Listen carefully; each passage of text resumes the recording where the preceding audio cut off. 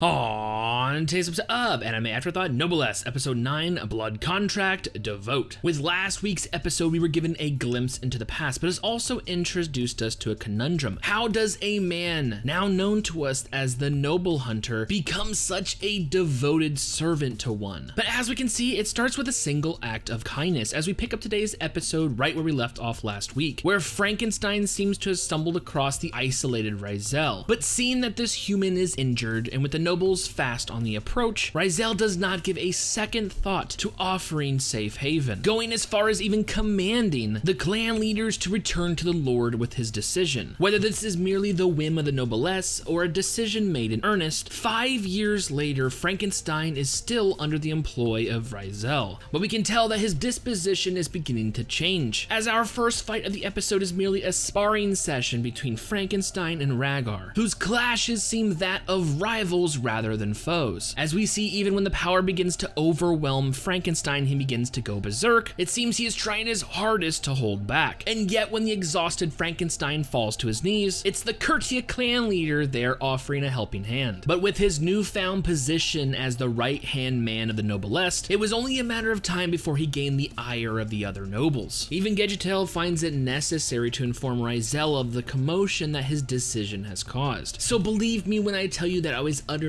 shocked to see Frankenstein enter enemy territory, as we see him finally come face to face with a lord. But how could he not, especially uncovering the revelation that Raizel's existence is one of pure loneliness. And you can just feel the anger and disgust from the nobles as we hear them whisper and murmur and begin to bare their fangs. How dare a human trespass on that which is noble, sacred ground? But once face to face with the Lord, the atmosphere begins to change. With the air once thick with animosity has been alleviated. This Lord truly has a light-hearted warmth about his character, and it shows as once again his attention seems to be solely focused on Raizel, but at the same time going as far as to give his thanks to Frankenstein for staying with him, and acknowledging the hardships that come with being the Noblesse, as we see that some nobles even revere him as their god. But this type of social standing is making the solitude even worse. Frankenstein frustratingly argues, couldn't you use your power, your authority as the Lord, to destroy this type of hierarchy? This genuine concern for Raizel seems to enamor the Lord, but unfortunately, even with his power, this does not seem feasible. But yes, it would make life so much easier if I could. But even with the conversation between Frankenstein and the Lord over, did you really think the topic has been dropped? Even with the Lord announcing that the decision has been approved, the nobles themselves begin to voice their frustration. The Noblesse is special, in no way a mere human, let alone the noble hunter who has killed our brethren, should be allowed to serve by his side. And with emotions brought to the boiling point, this would inevitably lead us to our final confrontation of the episode. The noble Orokai has offered his services, much like Rhaegar, to spar with Frankenstein, but it's easy to surmise his true motivations. This is his chance to take out Frankenstein once and for all. So with the charade underway, the battle begins, both emanating their own aura, with Orokai's moves bearing a similar resemblance to Frankenstein's own, yet seemingly on the next level. So it's only a matter of time before he gains the upper hand, forcing Frankenstein to summon the Dark Spear. As we see the results of the 5 years of training, he is finally able to control this power, yet in still some limited capacity. For if Frankenstein were to be pushed to the edge, his power would once again consume him. So one thing you don't want to do is piss him off, and of course, Orokai does just that, monologuing about the current situation, personally offended at the fact that he and the other nobles aren't even given the time of day. They're not even permitted next to Raizel. So why is a human by his side? He doesn't need you. He doesn't need anyone. His life is to carry out the sublime duty of the Noblesse. Him and him alone. Hearing this and knowing how alone Raizel is enough to finally stop him from holding back, as the Dark Spear's power finally consumes his body. A single clash with his fully powered Frankenstein is enough for the noble to lose his eye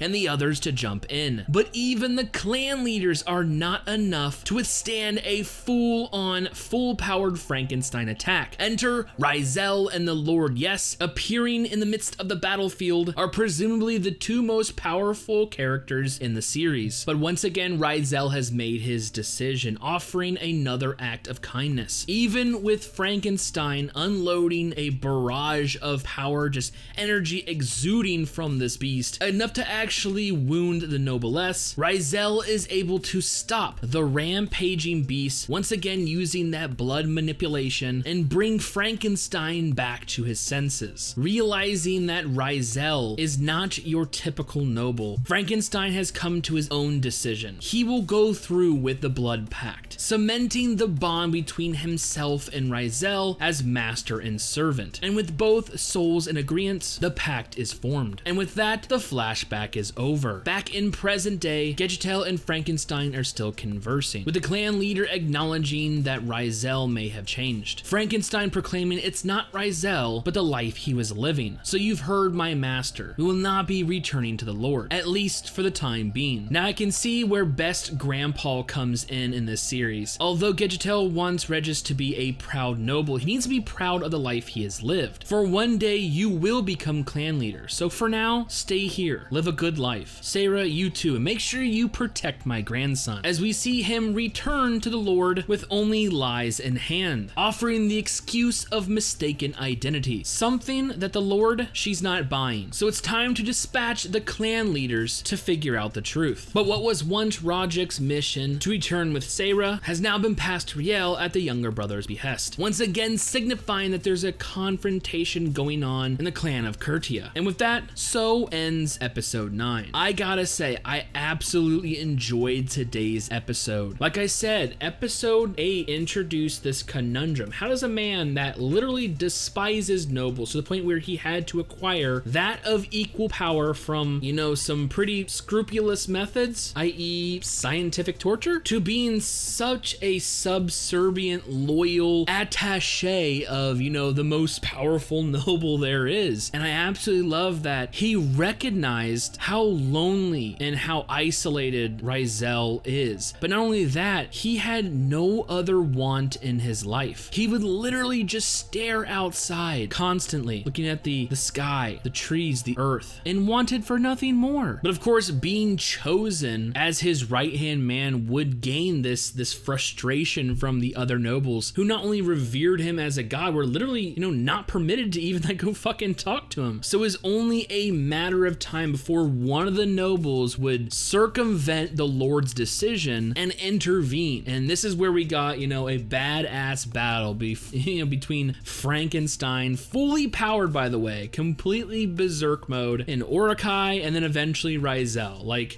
gotta say though, seeing Raizel once again cough up blood after using an immense amount of power, as Frankenstein put it, does not bode well. Like, yes, this dude's OP, but at what cost are these OP powers? Going forward though, we're gonna get some more nobles entering, you know, Japanese territory. Some more confrontation. This time, instead of being after the coffin, they're after Sarah. I'm assuming because she's a clan leader, there is a stronger and more formal relationship slash pact slash whatever between her and the Lord, allowing her to, you know, read their mind. I mean, she was gonna read, you know, old man Devote's mind, but he's got that big brain power, so it'd be a little hard. But yeah, I'm looking forward to see, you know, where this series goes, how it ends. We only got, what, a couple more episodes? I am just overly ecstatic and excited with this series. It has just been a fucking phenomenal watch. I love it. So with all that being said and more Noblesse next week, I honestly cannot wait for future episodes.